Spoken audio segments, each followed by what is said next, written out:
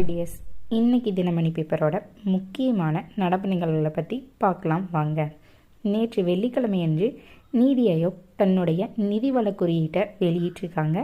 இது பல்வேறு காரணிகளோட அடிப்படையில் தான் ஒவ்வொரு மாநிலத்தோட வளர்ச்சிக்கான குறியீட்டை தான் வெளியிட்டிருக்காங்க. அதில் நிறைய நிதி வளம் சார்ந்த மாநிலமாக ஒடிசா முதலிடம் வந்திருக்கு. 67.8 புள்ளிகளோட இந்த மாநிலத்தில் இருக்குது. இதோட கோவா, சத்தீஸ்கர், ஜார்க்கண்ட் போன்ற மாநிலங்களுமே முன்னிலையில் இருக்காங்க. நம்மளோட தமிழகம், பீகார், ராஜஸ்தான், ஹரியானா போன்ற மாநிலங்கள் பங்களிப்பாளர்கள் அப்படிங்கிற பிரிவுக்கில் பட்டியலிடப்பட்டிருக்கு. அது மட்டும் இல்லாமல் பஞ்சாப், ஆந்திரம், மேற்கு வங்கம், கேரளம் ஆகிய மாநிலங்கள்லாம் விருப்ப நிலை அப்படின்ற மோசமான பிரிவின் கீழ் பட்டியலிடப்பட்டு நேற்று இந்த நிதிவள குறியீடு வெளியிட்டிருக்காங்க.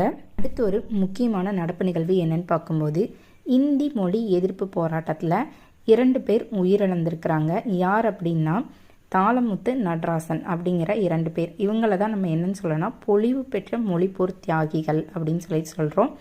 இவங்களுக்கு மூலக்கொத்தளத்தில் ஒரு நினைவிடம் இருந்துச்சு. அந்த நினைவிடத்தை புதுப்பிக்கும்படி முதல்வர் ஆணையிட்டு இருந்தார்.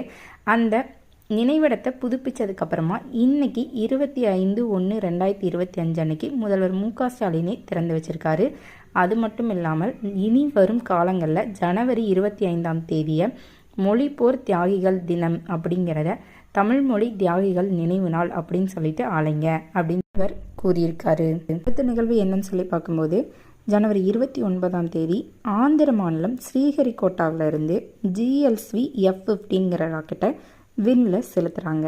இந்த ராக்கெட்டை எதுக்கு விண்ணில் செலுத்துகிறாங்க அப்படின்னா, மற்ற செயற்கைக்கோள் எல்லாத்தோடையும் சேர்ந்து தரை, கடல், வான்வெளி போக்குவரத்தை கண்காணிக்கணும். அது மட்டும் இல்லாமல் பேரிடர் காலங்களில் துல்லியமான தகவல்களை நமக்கு சேகரித்து தரணும். அப்படிங்கிறதுக்காக தான் இந்த ராக்கெட்டை விண்ணில் செலுத்துகிறோன்னு இஸ்ரோ சொல்லியிருக்காங்க. இதோட இந்த முக்கியமான நடப்பு நிகழ்வுகள் வீடியோ முடிவடையுது. மீண்டும் நாளை சந்திப்போம். பாய்.